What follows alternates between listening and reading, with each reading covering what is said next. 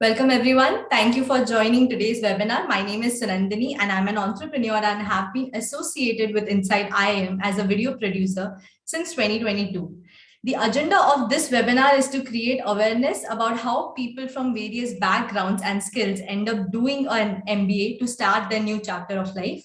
Today, we are privileged to have Yash Sanghvi, who recently finished his MBA from ISB and will be joining Mckinsey and Company in August 2022 in a strategy consulting role as a guest speaker. He has cleared CA, CFA level 3, and worked at JP Morgan as an investment banking analyst. He will enlighten us with his journey, struggles, and achievements, shedding a spotlight on his transitions from a core finance background from CA and CFA to a more holistic step towards MBA in India. If you have any questions during the presentation, please comment on the live chat and we'll address them during the Q&A. So Yash, let's begin, I guess. Yash, you started giving your CA exams right after 12th class and also cracked every exam in the first attempt. So tell us something about your early days that led you to be so focused, determined, and disciplined so early in your life. Right. First of all, thanks for having me here. And yeah, I'll jump straight into the question.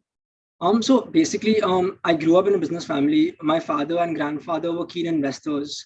So basically, when I was growing up, CNBC was perpetually on in the background. So this, I think, I was always drawn towards investing and numbers since an early age.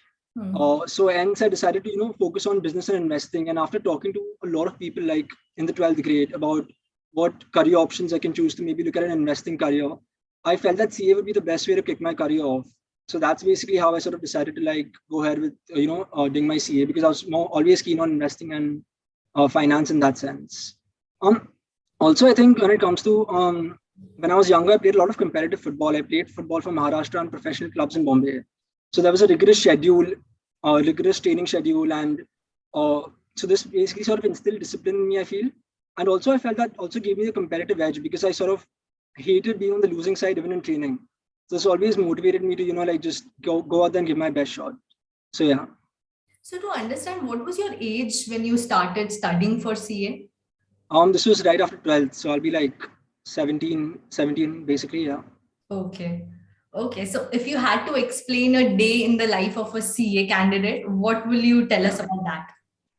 Right. So basically, days would start pretty early. In the mornings itself, by 7 a.m., we'd have to reach college in the first year, or then maybe we had to go for CA classes. So 7 a.m. we'd be in class. Classes would usually go on till like 10:30, after which I did my articleship at Kpmg. So I had to be at work by 11 a.m. I worked in the M&A team at Kpmg during my 3-year articleship over there. So 11 a.m. to like on most good days, I'd be in office like 9:30 p.m.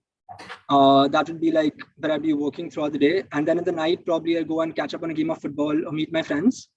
And then obviously when I came closer to exams, I would have to cut down on this and then obviously go back home and start studying. So more or less they start by 7 a.m. and then ends by 9:30, 10. Yeah. So since 17-year-old, you have been doing this, 17, 18? Yeah. So once I started, this happened once I started doing my articleship. That was when I was 18 years old, basically. So yeah, This is my daily schedule. Okay. And how was the articleship at Kpmg during CA times? What was the major learning? That is something that I want to know. As an 18-year-old, how are you looking at life? Right. So I think now that I look back at it, I truly appreciate the advantages of being thrust into a professional environment at 18 instead of, starting 3 years later, which is the convention, and 21, 22. Because I feel as an intern, first of all, you get to make a lot of mistakes that isn't afforded to as a full-time employee. Also, it helped shape me and I think provided a great segue into the professional world.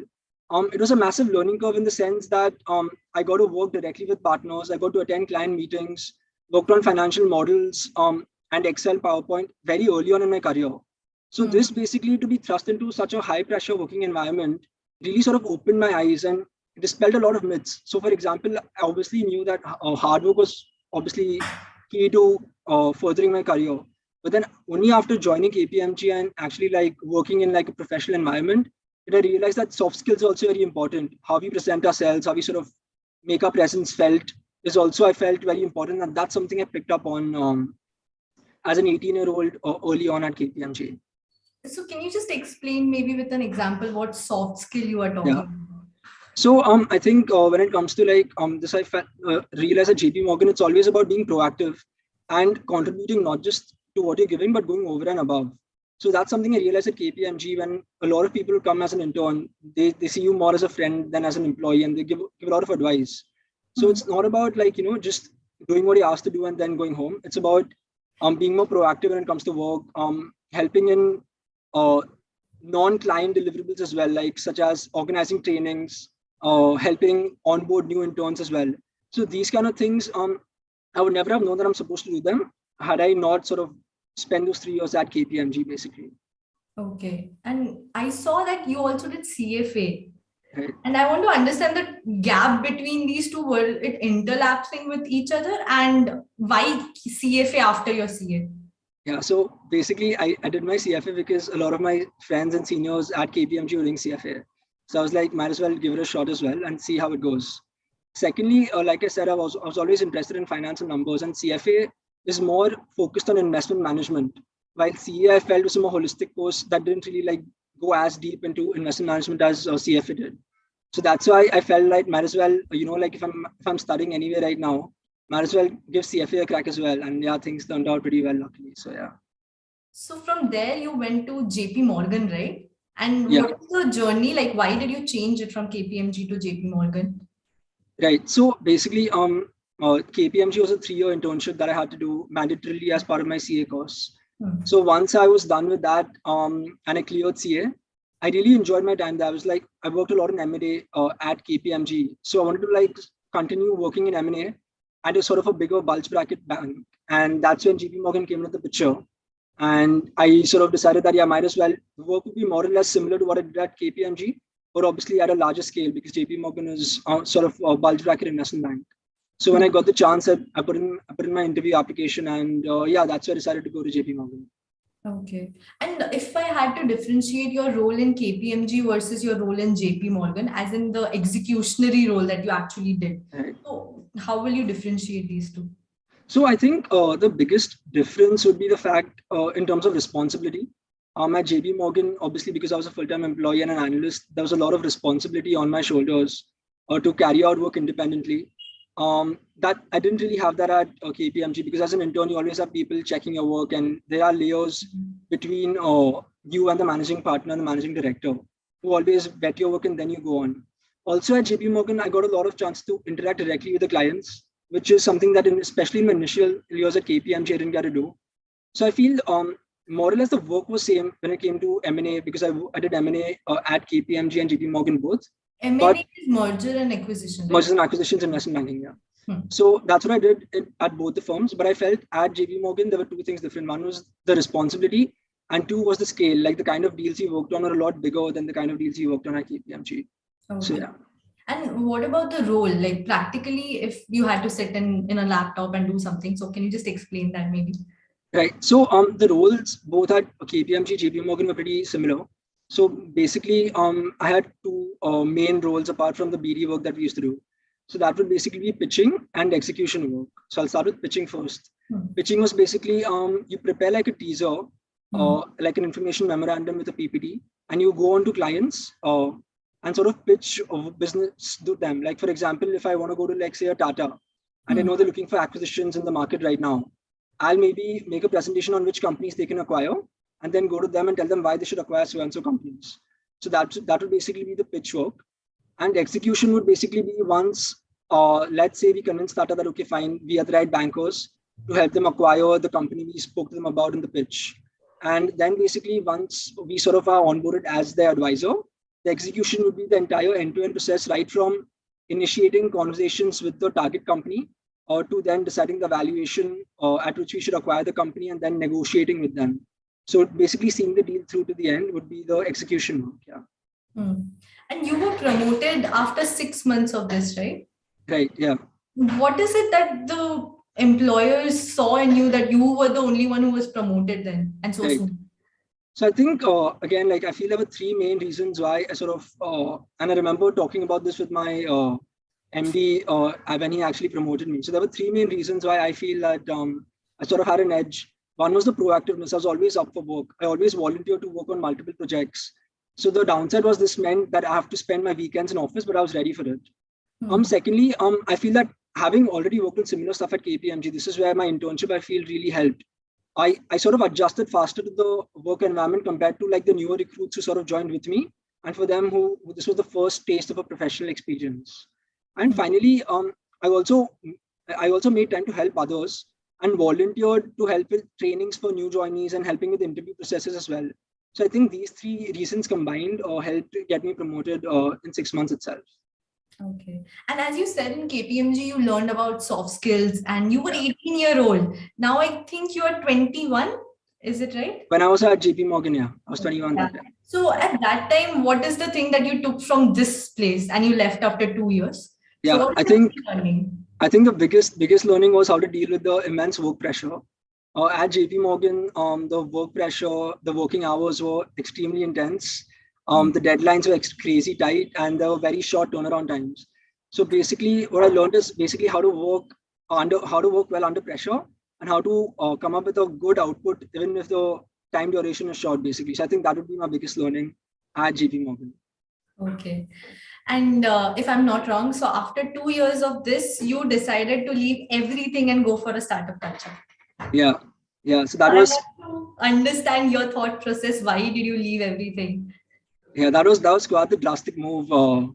Because I mean, even before I joined JP Morgan, to be very honest with you, my initial thought process was I'll work in an IB, investment banking, and then maybe move to the private equity or VC side. That's what my plan was.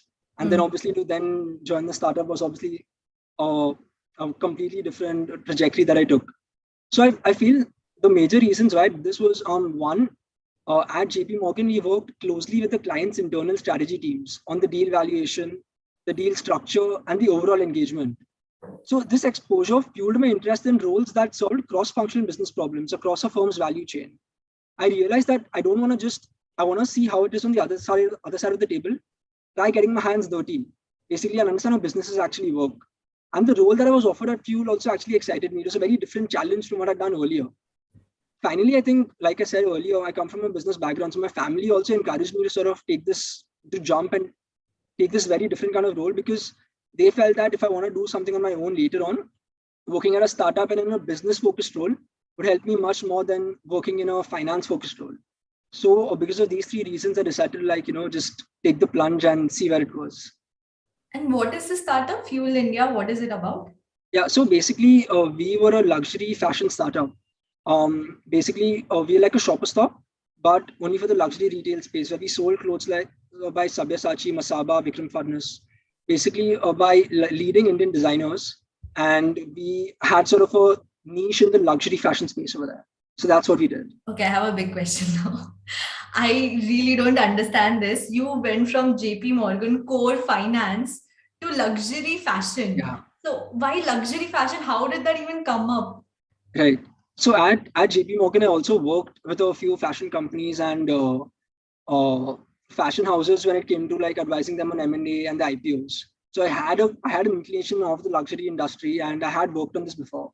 So it wasn't as drastic a change. I mean, obviously the kind of my job description was very different, but the industry was something that I had been acquainted with while I was at JP Morgan. Okay, got it. And what was your job description here now from mergers and acquisitions? Yeah, it was extremely different. It was like poles apart. So I worked in the CEO's office over here. And basically my job involved working on defining the strategy with the leadership and then executing it with the frontline workforce. So I helped launch new product lines, led cost optimization initiatives. And it was a very unstructured role in the sense that because it was a startup, I had to do a little bit of everything. I've worked in logistics, marketing, customer relations. I also worked on the shop floor.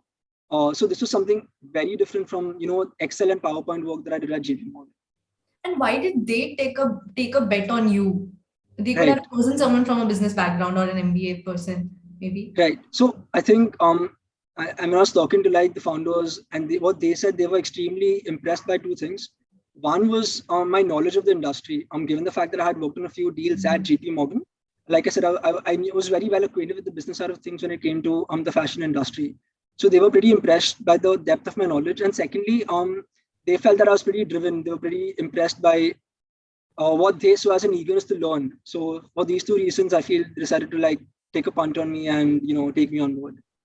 Okay.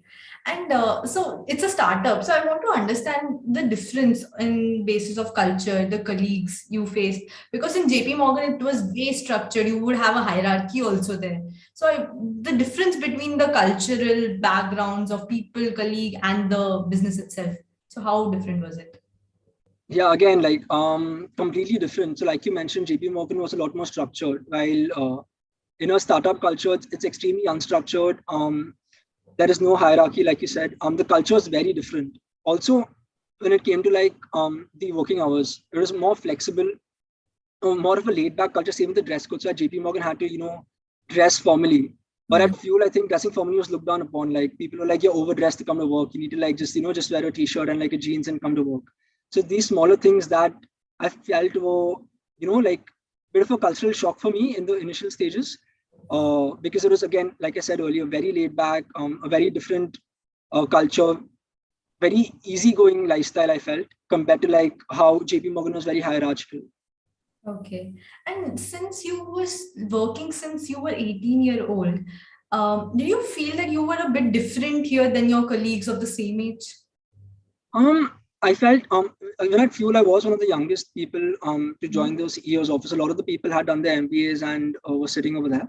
So I was one of the younger people. So I never felt that, okay, I've been working since 18. I always felt like there's so much more for me to learn, because these guys were always sitting with like maybe 15, 20 years of experience, some even with like 30 plus years of experience. I always felt that there's just so much for me to learn from these guys. I always felt like, there's like, I'm sort of a beginner always. So yeah.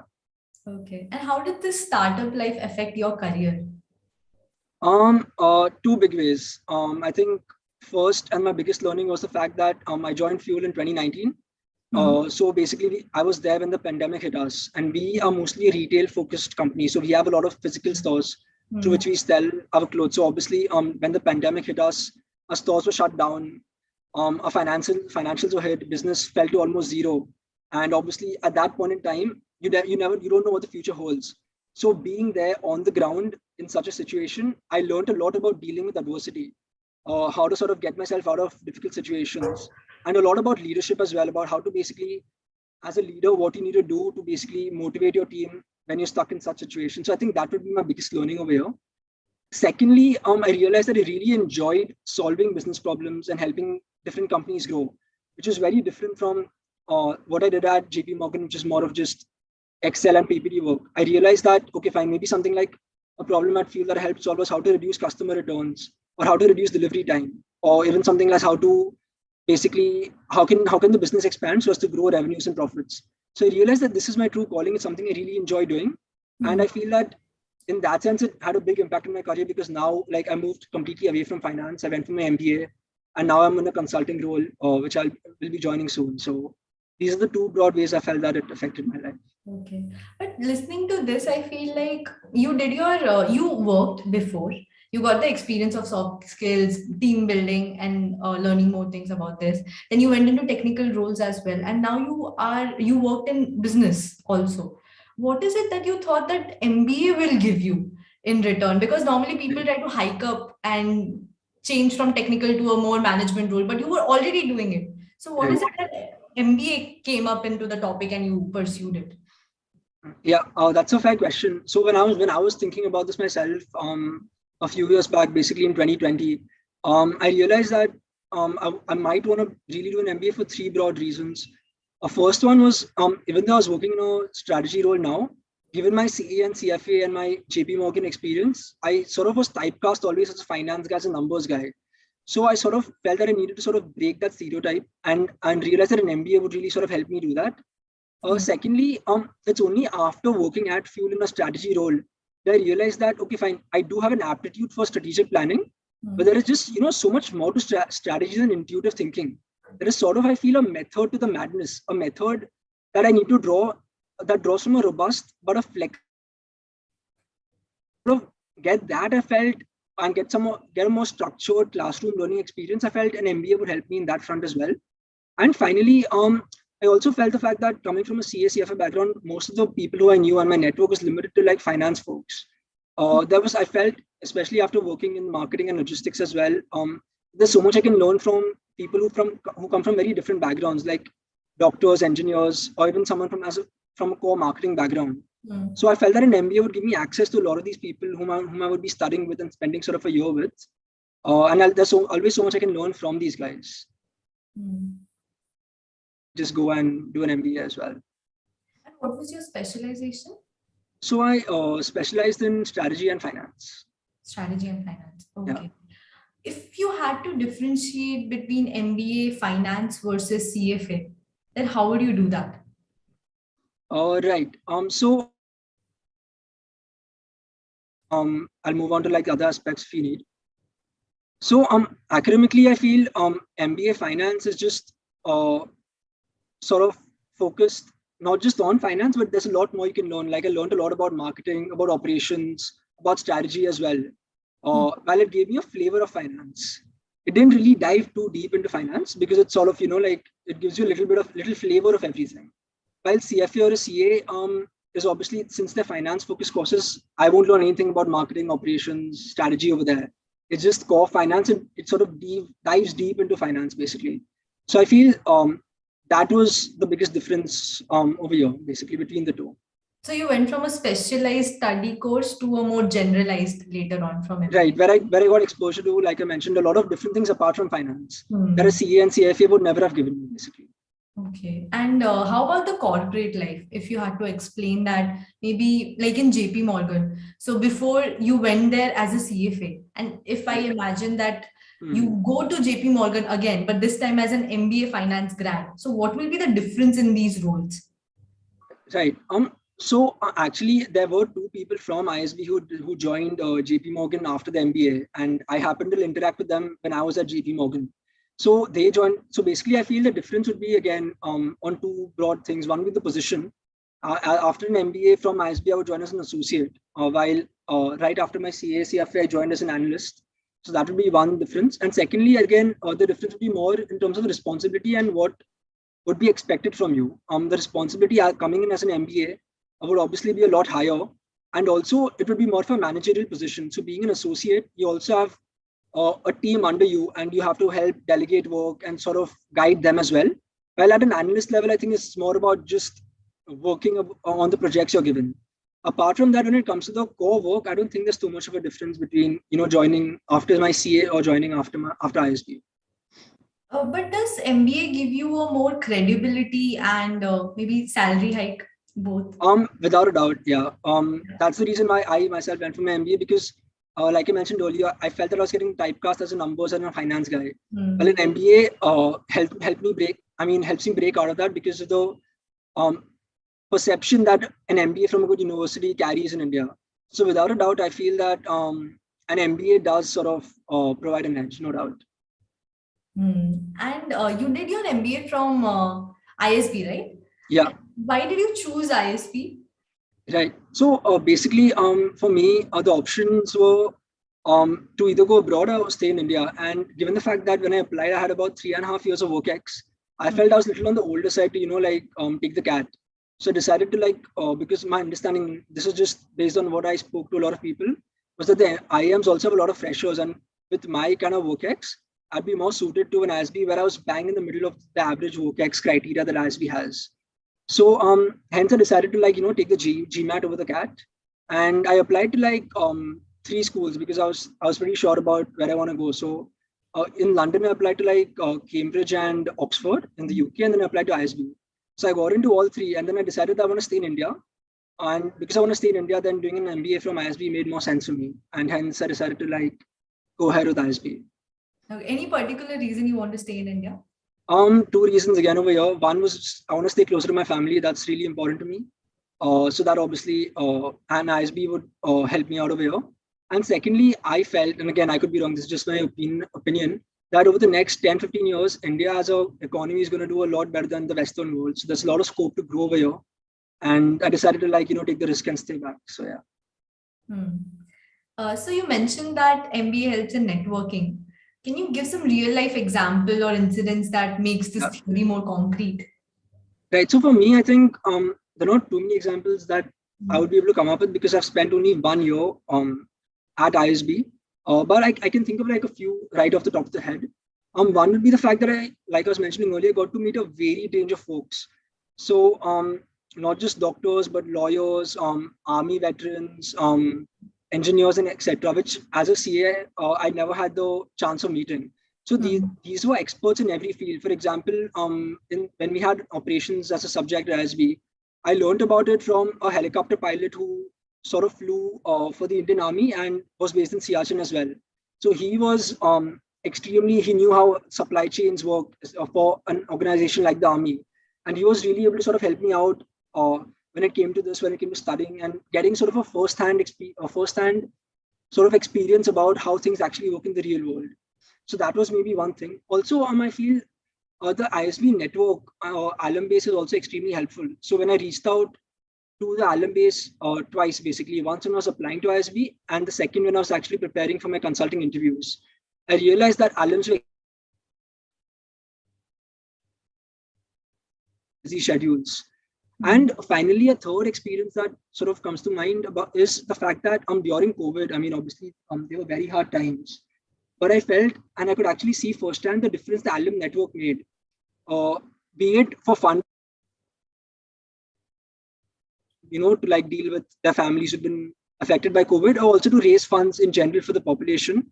The ISB network really sort of came together, and I could see firsthand the difference that the network made. So these are some of the incidences that I can think of. Okay. After ISB, you joined McKinsey and Company, right? So I just want to know, how did you get into McKinsey and Company? How was the interview process? Right. So yeah, this was again like a few high pressure months. The most high pressure months at ISB, to be honest. So basically, how the process works is we have to prepare our CV and send our CVs to McKinsey, but not just McKinsey, whatever recruiters who come into campus. Filtering will be done on the basis of the CV. And once you get shortlisted, you have like a month or two to prepare for the interviews. So at McKinsey, the interviews focus on two major aspects. One was the personal experience interview, and secondly would be the case interviews. So I'll touch upon the personal experience interviews, the PEI as they call it, and then I'll move on to just talking quickly about the case interviews. So the PEI is basically, I'll give an example of the questions I was asked. I was asked because I played football professionally. One question I was asked is what are your two learnings from football that sort of you believe you can implement into a professional working environment? And another question I was asked that I can remember right now was about my time at Fuel during the pandemic. Like, what did I learn about working at a startup during such an uncertain time, and what were my basic takeaways from there? So PEI is basically just these kind of generic questions where the firm like McKinsey just wants to know who you are as a person and basically understand how you present yourself, etc. So to prepare for that, it involved a lot of self-introspection, just thinking about going back into the past and just thinking about how certain phases sort of affected me and what I learned from there. So I again, like I mentioned, a lot of self-introspection over here and a lot to like sort of just think about. But again, like nothing technical. They just want to know how you are as a person. The case interviews is when it gets technical. So basically, the partners at McKinsey will provide you a business problem, and they will want you to solve it. So basically, what they test over here is your business solving skills, basically your problem solving skills, and how structured are you in your thought process. So that is what they try to test over here. So how I prepared for the case interviews was there were again two broad ways. One's with my friends and one's with McKinsey. So McKinsey, I felt shortlist from other consulting firms, but the whole McKinsey process was extremely structured and driven. So McKinsey gave me two buddies with whom I could do cases on a weekly basis. And also they also gave me the chance to interact with other McKinsey employees on the weekends and do cases with them. So that really helped me a lot and sort of helped me, iron out my deficiencies and, become a lot better. And secondly, I also did a lot of cases with my friends at ISB. So I do like about 2 cases a day with my friends, and doing those cases on a regular basis sort of helped me be ready for my interview. So yeah. Okay. And do you have any idea, since you're not in McKinsey yet, but do you have any idea what is your role there, or what is going to be when you join? Right. So basically, I have spoken to a lot of my seniors and alums at McKinsey and the other consulting firms right now. So in a nutshell, like you said, like I'm not joined yet, but what I expect to be is I'll be working across various industries or various functions to understand the drivers of different industries and basically sort of help companies solve the business problems that they might be facing. For example, maybe like if I was working in fashion, I'd want to understand how I can, if I want to maybe enter a new market, does it make sense to enter a new geography or a new market? Or how do I sort of reduce customer returns and just make the whole process more seamless? So problems like that companies face in the day-to-day business working would be something that I'd be sort of helping them solve at McKinsey, basically. Okay. And if you don't mind me asking, what was the difference in your ROI after MBA and pre MBA? In JP Morgan earlier, I came from a higher base, and that fuel, my base was sort of maintained. Also, I got more variables over there, so I don't think there's too much of a jump for me as such. That's sort of, I'd say, about a 25-30% jump. But that's because I chose maybe consulting. Had I chosen to maybe get into finance post MBA, my jump would have been a lot higher. Because finance roles, investment banking roles, traditionally pay a lot more than the consulting roles. So had I chosen to maybe move to like a finance role itself, my jump would have definitely been a lot higher with my MBA, no doubt about it. Okay. So I just wanted to recap one thing. You went from finance and then you went into CFA because that interested you. Finance interested you basically after CA. Then after that, you went into a startup because you saw that strategy, operations, these things are something that is very intriguing. And you took MBA and then you ended up in consulting now. So in between, you actually chose fashion, that is luxury fashion. So I just want to know, is your thought process in such a way that you're choosing, you have any like towards an industry, or you have a tendency to choose a career through the process? Like consulting, there are many things and there can be you can go in any industry and, consult and do things. So what is it that you're looking for now? Is it some specific industry, some specific role, or just the process that you want and enjoy? Right. So I do have a lot of fondness for the retail and fashion industry. And I obviously, like, even after leaving and joining ISB, I've obviously kept a track of the happenings over there. So I'm extremely keen on learning more about the D2C space and the consumer tech space. But initially, at least for the next 2 years, I just want to explore different industries, like maybe even something, even like a traditional industry, like say a mining or an oil and gas. I don't mind going there and just learning about how things work. And also like maybe something like a fintech as well. So I'm extremely open right now when it comes to the kind of industries or the kind of job profile, the companies that I work with. But obviously, like at the end of the day, I see myself long term in the consumer facing retail space, basically. Yeah. Okay. And as you said, consumer facing retail space, you started with your parents are from a business background. Yeah. So do you plan to ultimately start your own business someday? Yeah, that's definitely an aim. So I mean, there's my everyone in my family, no one really has ever worked in a corporate job. Everyone sort of, just started on their own from the get-go. So I obviously, coming from that background, that I have the itch and the inclination to like give it a shot myself. That's definitely something that I'm going to consider. But it's something maybe like 3-4 years on the line, not immediately, because right now I just want to learn as much as I can about different industries, find out what white spaces or what opportunities I can sort of identify, and then probably like based on that, get into something on my own. But yeah, that's definitely something I see myself doing long term. Okay. So I think I'm done with my questions. We'll just go ahead and see what other people have to ask. Oh, there are questions. Let's see how it goes. So one person is asking how to get back office job at Global Investment Bank after undergrad. Right.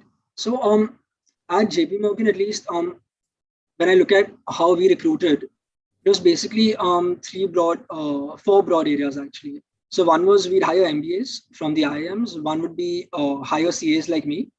So that these are two options to get in. The third option would we'd also hire undergrads from colleges like commerce colleges, basically like SRCC, St. Xavier's College, would be some of the colleges we'd go to do recruit from. And finally, as a fourth stream, we also had undergrads from engineering streams. So we hired from some of the IITs, from BITS, and from some of these colleges as well. So these were the four broad ways that I feel we can break into JP Morgan as a fresher.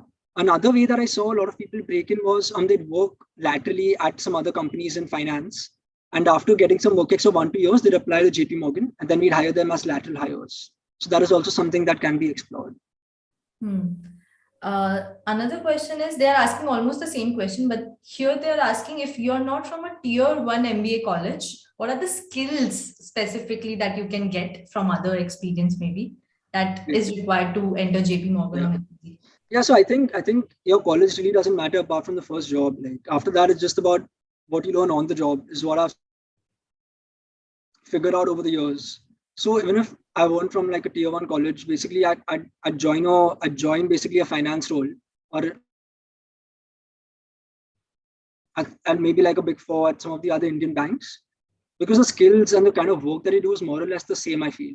So maybe I'd join some other company, work hard enough over there, pick up the skills, and then interview maybe after a year or two at JP Morgan, who'd be more than happy to take you up because you've already got the basics in place.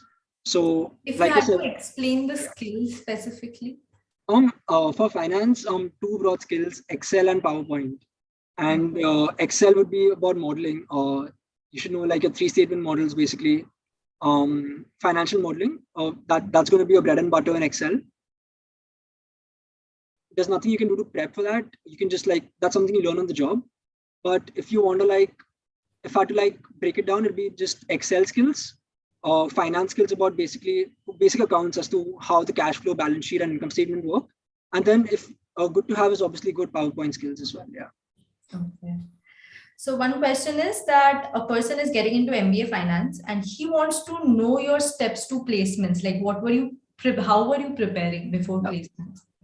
Right. So I think how it works is before the placement start, we had our placements in Jan, and the shortlist start rolling out in November, December. So pre-November, it was just about studying and trying to get a good CGPA. Basically, that's all we could do. I didn't really prepare for placements that time. And then obviously, once the shortlist started coming out, you start preparing based on the kind of shortlist you get. So luckily, it's I had shortlists from all the consulting firms. So I was very clear that, okay, fine, I have to prepare for consulting. And like you mentioned earlier, I prepared for the personal interview and the case interview. So then I'd spend time with my McKinsey buddies and with my friends, just doing cases every day. That's how I prepared for consulting. But then if you maybe want to prepare for finance, I think it all depends on the kind of shortlist that you get. If you get a finance shortlist, then you sort of prepare for investment banking questions. You learn about financial modeling, learn a little about the basics of accounting. So once you get the shortlist, it all depends on the kind of companies that shortlist you, and then you proceed accordingly, basically. The next question is, which was more exciting job, investment banking or consulting? I've not started consulting yet, but I mean, between investment banking and my startup experience, I feel my startup experience was a lot more exciting, a lot more enriching, and I learned a lot more over there. So using that sort of as a proxy, I'm guessing consulting should hopefully be more of the same, because I felt that investment banking after a point in time, it was more of an office desk job, just Excel and PowerPoint, nothing else. So I hope that consulting, because there'll be a lot of traveling and I'll get to meet a lot of different clients. Hopefully that's a lot more interesting. Yeah. Next question is, what are the skills required to get a job as a technology consultant? So I'm not qualified to be a technology consultant, but some of my very good friends at ISB are joining as technology consultants. So my understanding is you need to have a strong tech background over there. At ISB, again, we don't have a lot of freshers. Everyone who comes in is with WorkX.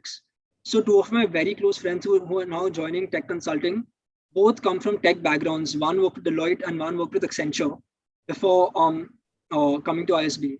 So again, I'm not qualified because I come from a commerce background, but my understanding is a computer or engineering background would sort of help you out over there. Or if not, then probably WorkX in a similar field. Okay. Someone is asking, is CFA helpful for getting admissions for MBA? It's a good to have, definitely. I mean, obviously adds value to your application. But obviously, the whole application that is checked is your overall holistic application. So your WorkX also matters, extracurriculars also matter. But obviously, having a CFA will make a positive difference on your application. Even if you had cleared all 3 levels when I applied, But my understanding is that even if I've cleared like maybe 2 levels and I'm yet a candidate, it shows positively to the admissions committee that, okay, fine, the candidate is not happy with values and is also looking to learn more all the time. So I believe it's a good to have, definitely. Just an add-on question. Is it useful in USA? Um, yeah, I think CFA holds a lot more value in the US and Europe compared to India. So definitely it's much more relevant and much more valuable over there. Okay. Next question. Did you try MBA abroad to like US, Canada? And what were the points that you didn't choose those places? And can you just tell us if post MBA, what do you think is the difference between these two? Right. So I didn't look at the US and Canada. I looked at the UK and India, specifically because I've got family in both countries and I want to stay close to family. So that automatically ruled every other country out for me, except the UK and India. And then I decided to stay in India, like I mentioned earlier, because my parents are here and I want to stay closer. I mean, I've got extended family in the UK, but my parents are based out of India. So I decided to stay closer to them. And secondly, I just believe that the next 10, 15 years, we as a country are going to grow a lot faster and there are going to be a lot more opportunities than being in the West.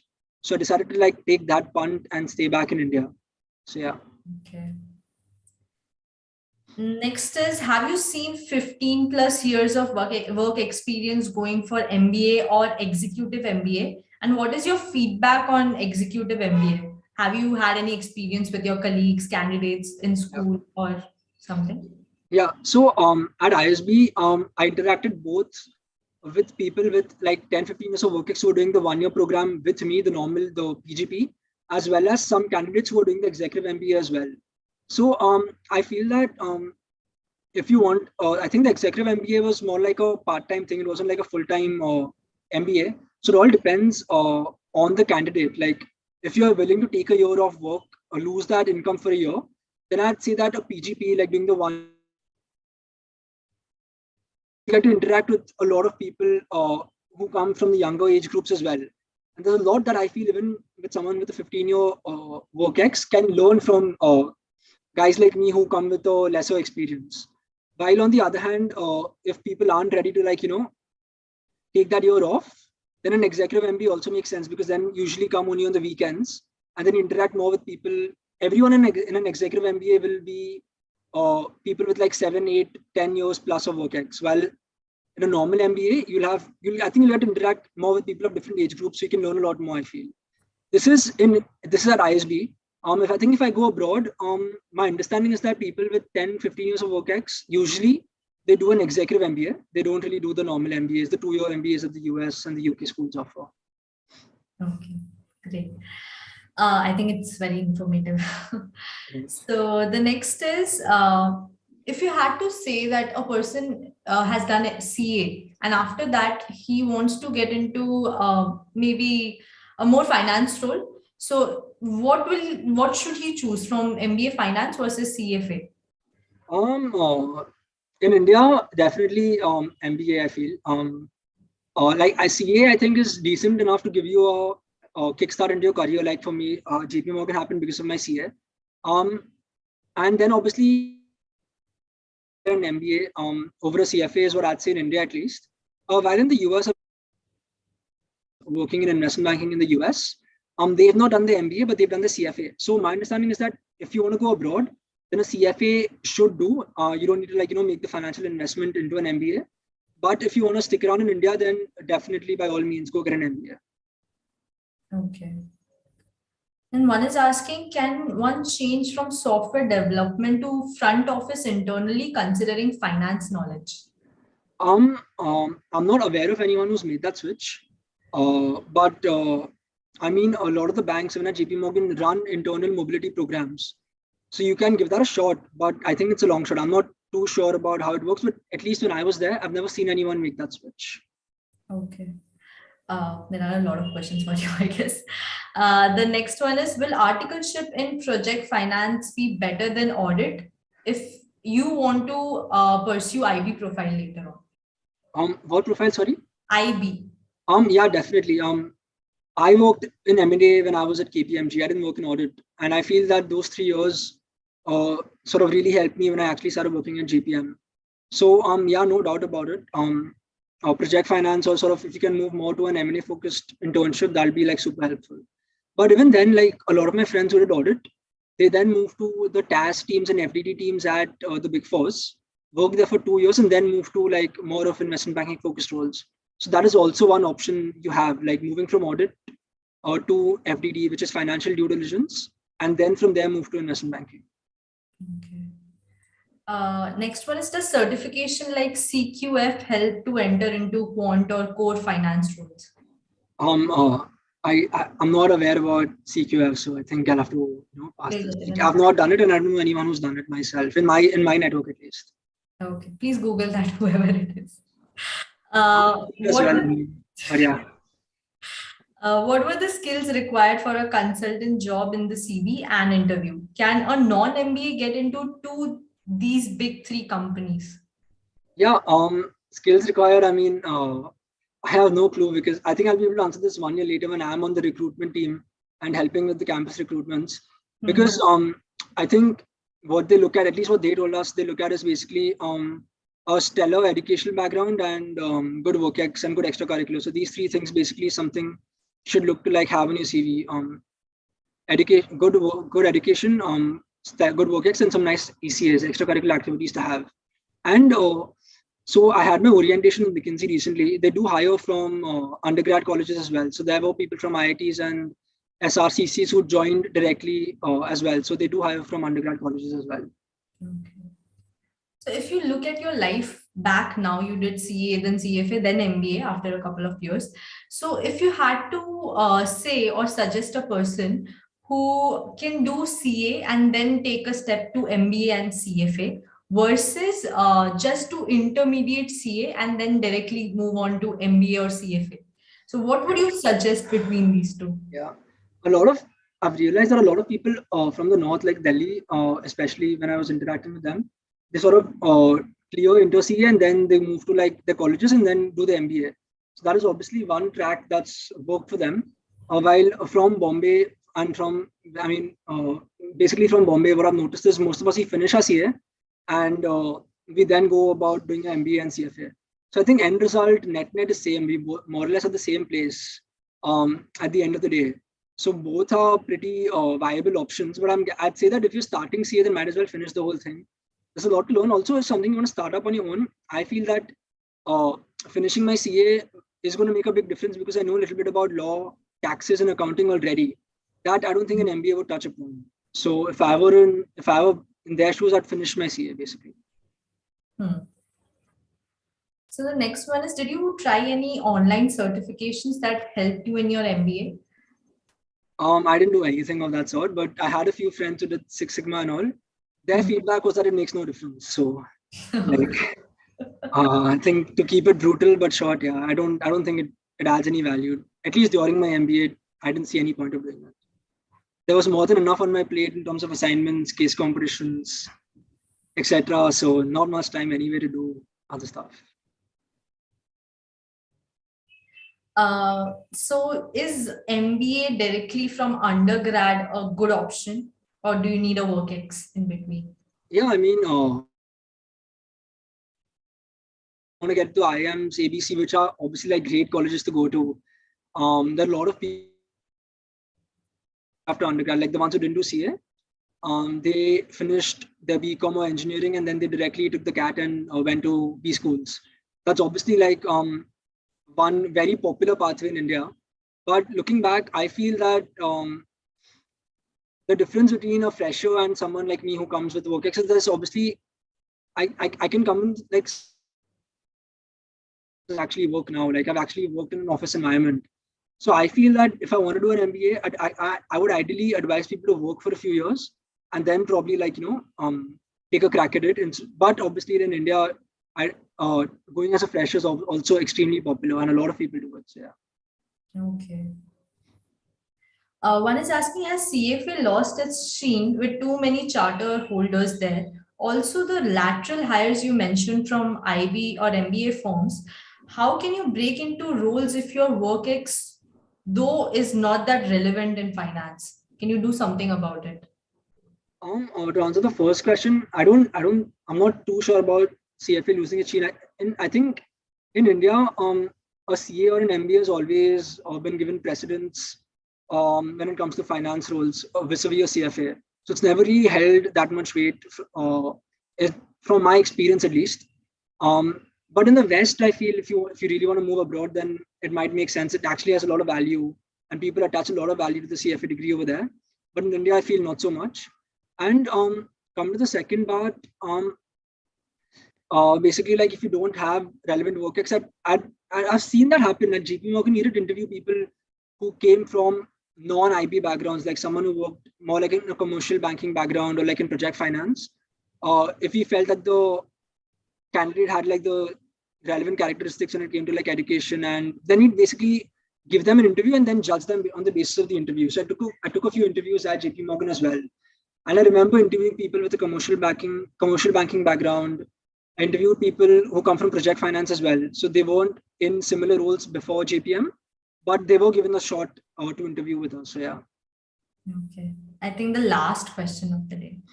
How tough was ISB, and someone from not a finance or accounts can handle the MBA? Any preparations required? I think they're talking about MBA finance specifically. Yeah, so ISB was brutal till placements. A lot of pressure, a lot of focus on our CADs, and then interview prep and all. And then after placements, obviously became like a lot chiller because you've got placed, so you can actually like enjoy it. But yeah, until then, especially the first 2 terms were extremely hectic, and you have to like slog it out. But I think when you're in there, it just comes naturally to you because everyone around you is working really hard. So you just get motivated, and you have no option but to do that. And secondly, even if you come from a non-finance background, I think having seen it firsthand, it doesn't really matter. Like people from engineering or even marketing, or even some people from a NIFT background. So they did really well in finance as well. So I don't think it hampers you one bit. It's not really finance because finance isn't as detailed as a CA takes. It's pretty like surface level, and it's something that you can learn. It's not that hard to like pick up, I feel. So I don't think it's something you need to worry about. It's pretty manageable, I'd say. Yeah. Oh, I guess we are done. Perfect. So yeah, well, we are done for today. Thank you so much for joining Inside IM. Thank you, Yash. Thank you so much for sharing your journey from CA, CFA, MBA, and now in Mckinsey. Hope you all the luck and wish you all the best for your future. I hope everyone here also enjoyed this, learned something new. And thank you so much, and we appreciate you signing in. Thanks, Yash. Thank you so much. Right. It's been a pleasure. Thank you once again for having me. See you. Bye-bye.